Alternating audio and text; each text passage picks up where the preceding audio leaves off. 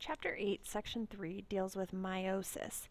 Meiosis is reduction division, or division of the nucleus that will reduce the number of chromosomes in the new cells that are being made to half the number of the original cells.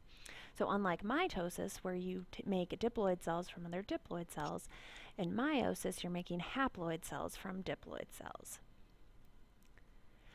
Meiosis occurs in two stages, breaking down the diploid cell into two haploid cells, and then each of those two haploid cells gets broken down in meiosis 2 into two additional cells each. So total, at the end of both meiosis 1 and 2, you should have 4 haploid daughter cells. Interphase will also occur during this cycle. It's the same as mitosis, so there's 3 stages, the G1, the S, and the G2, where the cell is going to grow, copy the DNA, and prepare for division, and that's all to help the cell prepare for meiosis 1. Meiosis 1 is when we make 2 haploid cells from 1 diploid cell, so this is the actual reduction division portion. Prophase 1 is very similar to what we discussed in mitosis. The chromosomes are going to form from the chromatin. The nuclear membrane is going to start to break down. The centrioles will form and move to the poles along with the spindle fibers. Something that is new about this phase in meiosis is synapsis. Okay, so synapsis will be occurring. And here's some definitions. What synapsis actually is the pairing of the homologous chromosomes to form a tetrad. So we're going to have 4 total sister chromatids all lined up next to one another. So like this diagram here, here's our homologous pair of chromosomes. They will line up next to each other, so we now have 4 sister chromatids that are next to one another. That's synapsis.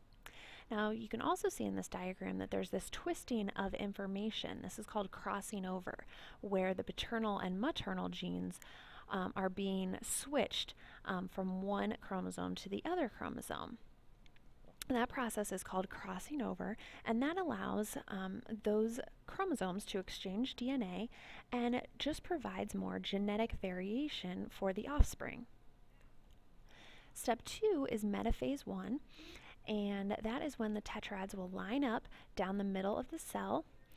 And this is random. Okay, so these ones don't necessarily would always go here. They could have gone here. It's a random process. And those spindle fibers are attaching to those centromeres. In anaphase 1, the tetrads are going to split apart, and each homolog is moved towards the opposite pole of the cell. This process is also called independent assortment because we're randomly separating out the maternal and paternal chromosomes. So some of mom's may get over here along with some of mom's up here. It's completely a random process, and again, that's going to allow our genetic variety to be increased in our offspring. So both crossing over and independent assortment allows us to have more genetic variety in our offspring.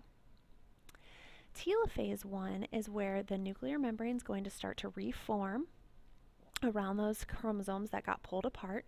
The spindle fibers and centrioles will start to go away. They've finished their job, and now each new nucleus has a haploid number of chromosomes. We've split the total chromosomes in half. After telophase 1 comes cytokinesis 1, which is where the cytoplasm is going to split. So with the animal cells, you get that pinching in of the cell membrane, and with the plant cells, you get those vesicles forming to build that new cell wall. Now we move to meiosis 2. So this process basically happens again. There's no interphase in between, so there's no time for the cell to grow or duplicate any DNA. It just goes straight into meiosis 2.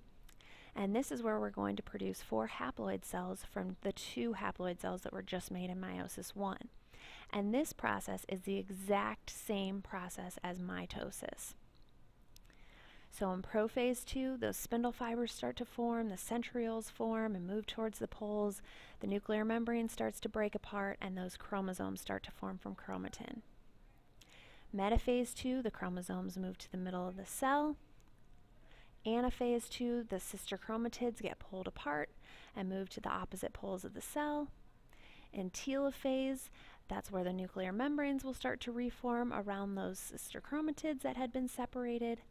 The spindle fibers disappear, and we now will almost have our 4 new cells. We still have to finish the one last step, and that is cytokinesis 2, which is where we're going to finish splitting the cytoplasm up.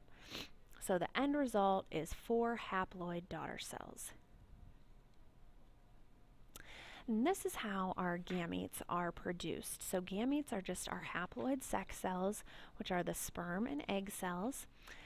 The process of making these egg cells is called oogenesis. And of those 4 cells, okay, our diploid ovary cells will make these haploid eggs. And instead of 4 eggs, they actually make 1 large egg cell, as you can see in this diagram here, and 3 polar bodies. Those smaller polar bodies will eventually disintegrate. They are not functional, so we really only get 1 large functional egg cell from this oogenesis process.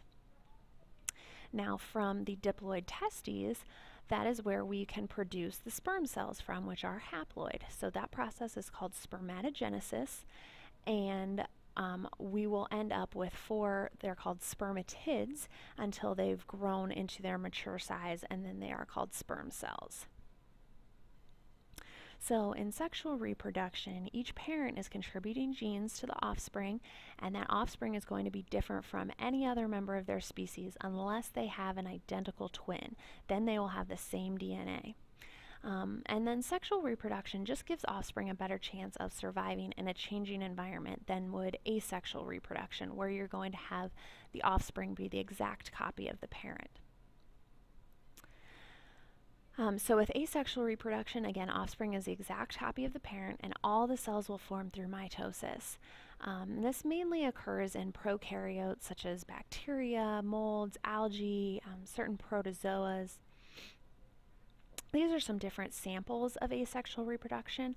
Regeneration, similar to like plant cuttings, there are certain plants that you can cut off and plant part of it and it will regrow into a whole structure. So certain types of asexual reproduction can happen that way. That's regeneration. Budding, as you see with the fungi or hydras, part of the plant will pinch off and form a new plant. With spores, you have the spores that are given off by these plants to form new ones, and then binary fission we already discussed at the beginning of this chapter, where the cell will copy its chromosome, increase its size, and then split in half. And then finally, this is just a little summary of or comparison between meiosis and mitosis. With mitosis, there's only 1 division process. With meiosis, we go through 2 sets of divisions. Mitosis, the final result is 2 daughter cells. With meiosis, we get 4. In mitosis, they're going to be exact copies of their parent cells. In meiosis, each one is going to be unique. You've got that independent assortment process along with crossing over that helps to increase that uniqueness. With mitosis, you're going from diploid cells to other diploid cells. Meiosis, you're making haploid cells from diploid cells.